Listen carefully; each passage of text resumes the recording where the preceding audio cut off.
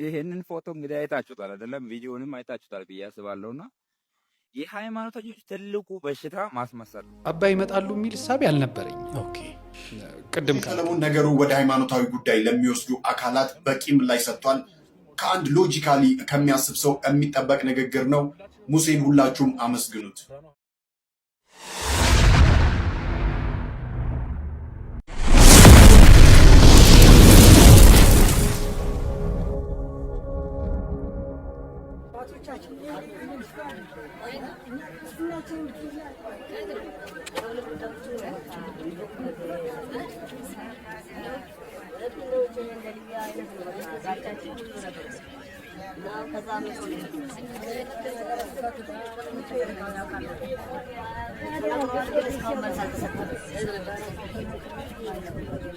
ጉዳዩን መናገር የሚችል የለም አንድ ሰው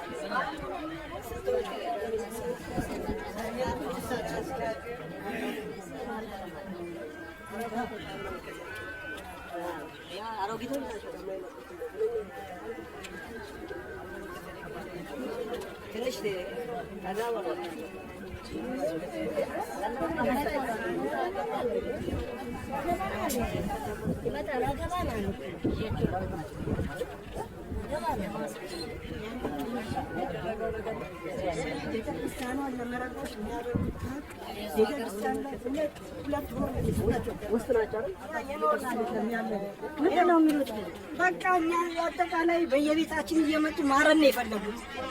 በቃ እዚሁ ካራቆሬ አዲስ አበባ ወረዳ 3 ሴክራሎች ቤተ መቅደሱ ላይ ሽንት እየሸኑበት ያለ ልጆችና የእነሱ ልጆች አብረው ናቸው። ኳስ የሚጫወቱ አብረው ናቸው። ትምህርት ቤት አሁን የመጣው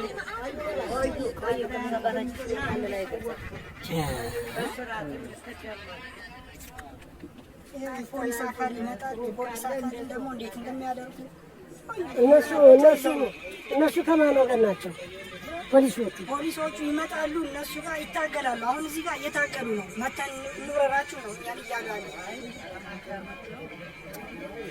እኛ ክፍለ ሀገር ተዋር እንጂ እዚህ ሊፈጸም ነው። ይሄ ቀበሌ ስራ ሲሆን እሱ ነው ተልኮ ያደረገበት ዋና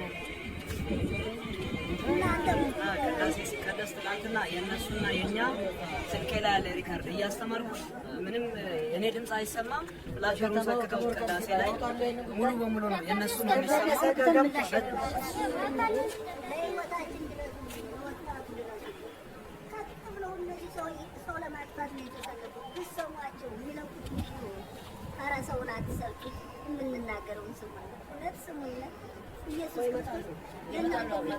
ቤተክርስቲያኑ ማለት ነው። ይሄ ፊት ለፊት ሜዳው ነው። ይኸው እነሱ መስጊዱን እንትን ያቆሙበት ይኸው ከዚች 50 ሜትር አይሆንም። ይሄንን ትላንትና ወርለት ነው ማለት ነው። 50 ሜትር እንኳን አይሞላም። አጠገቡ ላይ መጥቶ የተከሉት ይሄ ግን መኖሪያ ቤት አሁን ተብሎ ለትንኮሳ ለማስነሳት ነው። መኖሪያ ቤት እኮ ነው መስጊድ አድርገው የቀየሩት። እናንተ የእናንተ የክርስቲያኑ አካባቢ የለም አነስተኛ ነው ቁጥሩ አነስተኛ ነው።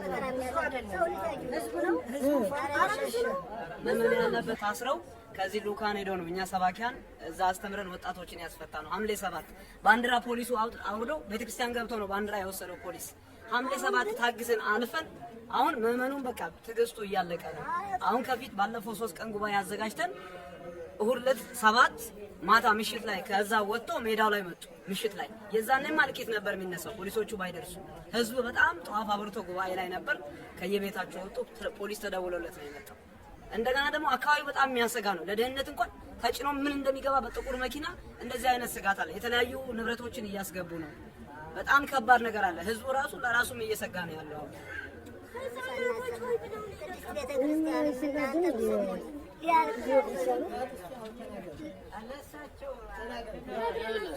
ግን የክብሩ ሊቀ ጳጳስ ተናገሩ። መስጊድ በ3 ቀን ሰርተው ሌቱንም ቀኑንም እያስጮሁ ሽንታቸውን መደረግ የማይገባው ቅድስት ቤተክርስቲያን እያሸኑ። ሰላም ጤና ይስጥልኝ። ይህ የምትመለከቱት ግለሰብ ኢዮብ ይመር ይባላል። ቤተክርስቲያንን ሲያውክ በተሐድሶ እንቅስቃሴ ቤተክርስቲያንን ሲበጠብጥ የነበረ ሰው ነው። ከቃራዋዲ ጋር ሆኖ የካህናትን ወደ መንፍቅና ሲወስድ ሲመለምል የነበረ ሰው ነው። መንፍቅና ውስጥ እያለ ስልጠናዎችን ሲሰጥ የነበረ ሰው ነው። ሰንበት ትምህርት ቤቶችን የበከለ ሰው ነው። ብዙ ሰዎችን ወደ መንፍቅና ጎዳና የወሰደ ሰው ነው። ታዲያ ይህ ኢዮብ ይመር የተባለው ሰው 5 የመንፍቅና መጽሐፍቶችንም ጭምር የጻፈ አንድ ቪሲዲም ጭምር ያዘጋጀ ሰው ነው። አሁን ግን በቤተ ክርስቲያን ውስጥ በማናውቀው ሁኔታ ላይ ኃላፊነት ላይ ተቀምጦ ይገኛል። ይህን ጥያቄ ቤተ ክህነት እንዴት አይቶት እንደሆነ በማናውቀው ሁኔታ ላይ አሁን ሰበካ መንፈሳዊ ጉባኤ በነበረው ጉባኤ ላይ የጉባኤ ቡድን ባሲሊዮስን ወክሎ ፕሬዘንቴሽን ያደረገውም ይህ ሰው ነው። እንዴት አድርጎ ተሐድሶ መናፍቁ በይቅርታ ሳይመለስ ደብዳቤውን ሳናውቀው ተመልሶ ግን ቤተ ክርስቲያን ውስጥ በስልጣን በመጋቢ ምስጢርነት ይገኛል። ለምን እንዴት እንደሆነ ግን እስካሁን ድረስ አናውቅም። ቤተ ክርስቲያን የሚያውኳት ቤተ ክርስቲያንን እየረበሹ ያሉ መናፍቃን ተሐድሶ ስልጣን እየተሰጣቸው ቦታ እየተሰጣቸው ምናልባት ቤተ ክርስቲያንን ኦፊሻሊ እንዲያውኩ ቦታ ተሰጥቷቸው ከሆነ አናውቅም። ግን ይህ ሰው እስከምናውቀው ድረስ ኢዮብ ይመር የተባለው ሰው መናፍቅ፣ ተሐድሶ፣ የቤተ ክርስቲያን አማጺ፣ ቤተ ክርስቲያንን በተለያየ ጊዜ ሲሰድባት ሲያንቋሻት የነበረ ሰው ነው። አሁን ግን መጋቢ ምስጢር የቅኔ መምህር ተብሎ ተቀምጧል። እንዴት እንደሆነ ግን እስካሁን ድረስ አላወኩም። ለማንኛውም ሙሉውን ከታች ማዳመጥ ትችላላችሁ። ጴንጤ የምትባሉ ሰዎች ግን መቼ ነው ከጎናችን ለመቆም ያሰባችሁት? አይናችሁ እያየ የኔ አካውንት ተዘጋ። አይናችሁ እያየ ሙሴ ሰለሞን ግን ቮት በማጣት ጴንጤ የለም። ጴንጤ 30 ሺህ ብቻ ነው እንደ ጴንጤ ቆይ እዚህ ሀገር ላይ ያለው። የኔ አካውንት ሲወሰድ ዝም ብላችኋል። ሙሴ ደግሞ ሲበለጥ ዝም ማለት አትችልም። ጴንጤ አትበል።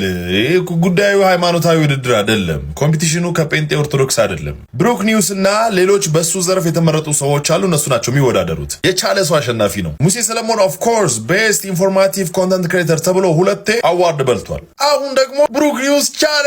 በዚህ ዓመት እኮ ቻለ። በቃ ልጁ እኮ ሌላ ታሪክ ውስጥ ነው ያለው። የመጀመሪያ ነገር ሙሴ ሰለሞን በፍሎር ይበልጠው ነበረ። አሁን ብሩክ ኒውስ 2 ሚሊዮን ደርሷል። ፍሎር ስለሰራ ነው፣ ቱፎዞ አይደለም። ይሄ ሀገራዊ በሆኑ ኬዞች ላይ የሚገርም ተጽዕኖ ፈጥረው፣ ለምሳሌ አባይ ግድብን ተመልከት። ኢንተርናሽናል ኢንፎርማቲቭ ኮንተንት ክሬተሮች እንዲዘግቡት ያደረገው ብሩክ ኒውስ ነው። ይሄ እኮ ለብሩክ ኒውስ ቮት እንደውም አያስፈልገውም ከሚያስብሉ ስራዎች አንዱ እኮ ነው። ሙሴ ሰለሞንም ሌሎች ኢንፎርማቲቭ ኮንተንት ክሬተሮች የየራሳቸውን አስተዋጽኦ አድርጓል። ግን በልጦ የተገኘ ደግሞ አለ እንጂ አሁን አንተ እንደምትለው ጴንጤ ምናምን ብዙ እኮ የኦርቶዶክስ ኢንፎርማቲቭ ኮንተንት ክሬተሮች እኮ አሉ። እንዴ ብሩክ ኒውስን ለይተን ተስን የንስሐ አባታችን መስሎ ነው አይደለም። ስለቻለ ነው ያዘው። እንግዲህ ሰለሞን ነገሩ ወደ ሃይማኖታዊ ጉዳይ ለሚወስዱ አካላት በቂ ምላሽ ሰጥቷል። ከአንድ ሎጂካሊ ከሚያስብ ሰው የሚጠበቅ ንግግር ነው። ሙሴን ሁላችሁም አመስግኑት። ነው ሃይማኖት ብለን አይደለም የሰራው። ሁለታችንም መረጃ ስናቀርብ የነበረው ሲከተሉንም የነበረው ምንም ስናደርግ የነበረው ኦርቶዶክስም ነው ሙስሊምም ነው ጴንጤም ነው። ቪዲዮ ስንሰራ ለዚህ ብለን አልሰራንም። ሰውም ሲከተለን ለዚህ ብሎ አልተከተለንም መጀመሪያ። ስለዚህ አሁን ላይ ቮት ሲደረግ በሃይማኖት በእንትን ተብሎ መባሉ ትክክል አይመስለኝም። ይኸውላችሁ እንደ ሀገር አንድ የሚያደርገን ብዙ ነገር መኖር ሲገባው ጭራሽ የሚከፋፍል ጭራሽ ደግሞ ቲክቶክ ላይ መተን የምንከፋፍልበት ምክንያት አንዱ እኔ መሆን አልፈልግም። እግዚአብሔር ይመስገን እዚህ ደርሰናል።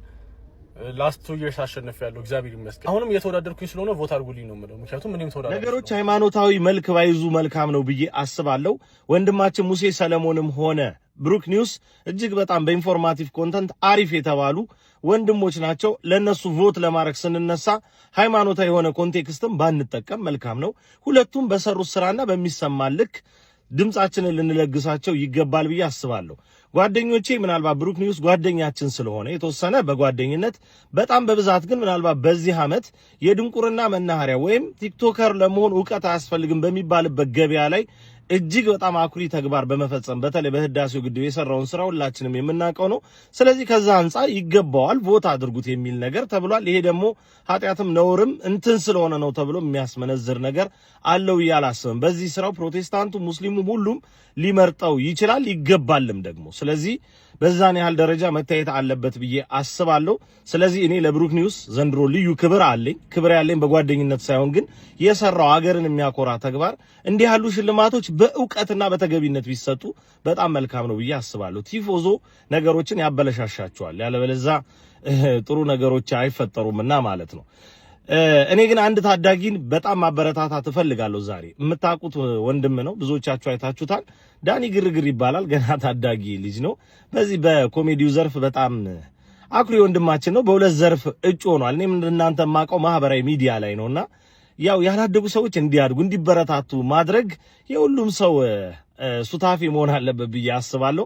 ስለዚህ ወንድማችን ዳኒ ግርግርን በጣም ብናበረታታው በጣም አሪፍ ልጅ ነው። ነገ ወደፊት አድጎ አስደሳች ስራዎችን የሚሰራ ባለተሰጥኦ ታዳጊ ነው። እናበረታታው ለማለት ወዳለሁ። አመሰግናለሁ። ይሄንን ፎቶ እንግዲህ አይታችሁታል አይደለም? ቪዲዮንም አይታችሁታል ብዬ አስባለሁና የሃይማኖተኞች ትልቁ በሽታ ማስመሰል ነው። ማስመሰል ያውቃል እኮ አሁን ይሄ ሰውዬ ይሄ ጳጳስ ማለት ነው ያውቃል። ይሄ ሀጁ እንትን በክርስትና እሳቤ ገነት እንደማይገባ ያውቃል። ምክንያቱም ኢየሱስን ያልተቀበለ ኢየሱስን ስጋና ደም ያልበላ ያልተጠመቀ ያላመነ አይድንም፣ ይፈረድበታል። መጽሐፍ ቅዱስ ይላል። ይሄኛው የሚያምን በመጽሐፍ ቅዱስ ነው፣ ያኛው የሚያምን በቁርአኑ ነው። ሀጁ ደግሞ በቁርአኑ በኩል ገነት እንደሚገባ ያውቃል። ይሄኛው ግን እንደማይገባ ያውቃል። በቃ ይሄ ለምን እንወሻሻለን? ለምን እናስመስላለን ነው ባይዘው የምናስመስልበት። አሁን የሚያስመስሉ ለምን መሰላችሁ? ህጉ ስላለ ነው። ባይዘው ህጉን ፈርተው ድሮ ቢሆን ማንም አያስመስልም። አሁን ህጉን ፈርተው ሜቢ እኮ ያለቀሰው እኮ ሲኦል ሊገባ ይችላል ብሎ እያሰብ ሲኦል ነው የሚገባ መቼም ይፈረድበታል ብሎም ሊሆን ይችላል። አሁን ህዝቡን በቃ በሱ ቤት ህዝቡ ተረብሾ እንዴት ጥሩ ሰው ነው፣ እንዴት ደግ ሰው ነው። እባክህ ያው መንጋውን እንደፈለጋቸው አድርጉ፣ ተረፈ ህዝቡን ተጫወቱበት። ግን እኛን አይተናል። ሜቢ የኔ እኮ ሲኦል ነው የሚገባ ብሎ ነው በቃ እያለቀሳል። ህዝቡ ግን በቃ ምን ያህል መልካም ሰው ነው፣ ምን ያህል ደግሩሩ ሰው ናቸው፣ እንደዚህ ምን ያህል ነው እንደዚህ የሚዋደዱ ለማለት ነው። አይደለም። ለምን እንወሻሻለን? ጋይዝ አንሸዋወዳ። በቃናል። 30 ዓመት ተሸዋውደናል እኮ ጨፍጭፋችሁናል። 30 ዓመት በክርስትና እምነት መሰረት፣ በክርስትና ሃይማኖት መሰረት ሙስሊም ገነት አይገባ አይደለም። ሙስሊም በክርስትና ራሱ ጴንጤና ኦርቶዶክስን ብናወዳደር ጴንጤው ኦርቶዶክስ እንደሚፈረድበት ያምናል። ኦርቶዶክስ ደግሞ ጴንጤ እንደሚፈረድበት ያምናል። በቃ አንወሻሽ። እዛው በቃ እዛው። ቴንክ ዩ። አባይ ይመጣሉ የሚል ሳቢ አልነበረኝ። ኦኬ ቅድም ካልከኝ ጋር ብዙ ቦታ ስለማይገኙ ስለሚያማቸው ምናምን አይመጡም። ግን ልክ ሲመጡ ሲገቡ ሳይ ከሳቸው ላይ አንድ ፎቶ እንደማገኝ እርግጠኛ ነበርኩ። ይሄን ያህል ቫይራል ይሆናል ብዬ ባልጠበቅም፣ ግን ሙስሊሙ የሚቀባበለው ፎቶ ይኖራል። አንድ ወይ ሁለት ፎቶ ጥሩ እንዲሆን እፈልጋለሁ። ቅድም እንዳልኩ ኢቨንቱን በአንድና በሁለት ፎቶ መግለጽ መቻል አለብህ ብዬ አስባለሁ። እንደ ሚዲያ ካሜራማን ንግግር ሲያደርግ ብቻ አንስቼ ወይ ዋይድ ሹት አንስቼ ምናምን መቀመጥ አልፈልግም። የሆነ ነገር ሰው ሊገልጽ የሚችል ነገርን መፈለግ እፈልጋለሁ እና ልክ ሲገቡ ሳያቸው በእርግጠኝነት የሆነ ፎቶ እንደማገኝ እርግጠኛ ነበር። ቀመጡ እንዳልኩ ወሰንኩ፣ የሆነ ነገር ማግኘት አለብኝ ብዬ። ከዛ በተደጋጋሚ ፎቶ አነሳቸው ነበር። ሞሽናቸውን፣ የፊታቸውን እንቅስቃሴ፣ ሁሉ ነገራቸውን ቢያንስ የእሳቸው ፎቶ አሁን ብቆጥርልህ እንደዚህ ያነሳዋቸውን 30-40 ፎቶ ይሆናል። ከዛ ውስጥ ነው አንዱ የምታወጣው። ያቺ ኢንሲደንት የተፈጠረችው ልጃቸው የሙፍቲ ልጅ አላህ ይርሐማቸው ንግግር ሲያደርግ ነው ማልቀስ የጀመሩት። ኖርማሊ ሲመጡ ነበረ ከመጀመሪያም ደግሞ በሀዘኑ ፊታቸው ላይ፣ ግን እንባው መምጣት የጀመረው የዛኔ ነበር። ስለዚህ ምንድነው ብትል የፈለገ ትልቅ ብታያቸው አይን እይታቸው ፊት ለፊት ስለሆነ አንተን የሚያየው እስኪመስልህ ድረስ ፐርፌክሽን መጠበቅ ስለነበረብህ ማለት ነው። ስለዚህ ፎቶ የተነሳው ዝም ብሎ የተነሳ ሳይሆን ታሪክን ይዞ እንዲመጣ ፈልጌ ያነሳሁት ፎቶ ነው። የእሳቸውን ግንኙነት የአብሯቸውን ነገር ምናምን ስለማቀው የነበሩኝን ፎቶዎች ስለማቀው አባ ሲመጡ ሊሰማቸው የሚችለውን ሀዘን ማስቀረት ነበረብኝ ብዬ ስላሰብኩ ነው ያን ፎቶ ያነሳሁት። እንዳየኸው ነው ፊታቸው ላይ ምንም ነገር በቃ እንትና ኤፍሬም የሚባል ጋዜጠኛ ልጅ የጻፈውን ካየው ይሄን ፎቶ አይቶ ጥሩ ጸሐፊ የሆነ ሰው ቢያገኝ አንድ መጽሐፍ ይወጣዋል አለ በፎቶ።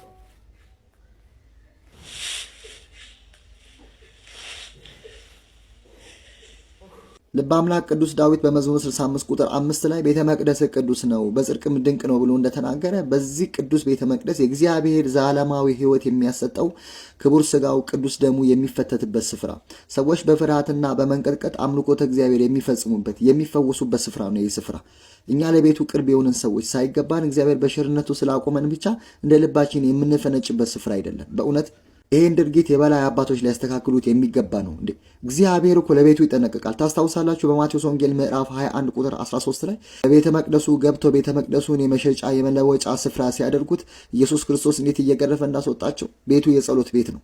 አረ እባካችሁ አድቡ። አረ ስርዓት ይኑረን በማምላክ። እነዚህ ሰዎች በቤተ ክርስቲያን አባቶች ሊጠየቁ ይገባል። እኔ በተቻለኝ አቅም በውስጥ መስመር ኢንቦክስ ለማውራት ሞክሬ ነበረ፣ ምላሽ ሊሰጡኝ አልቻሉም። እኛ እንዲህ ስላደረግን በእርግጥ ቤተ መቅደሱ አይረክስም ከረከስን እኛ እንጂ፣ ግን ስርዓት ይኑረን።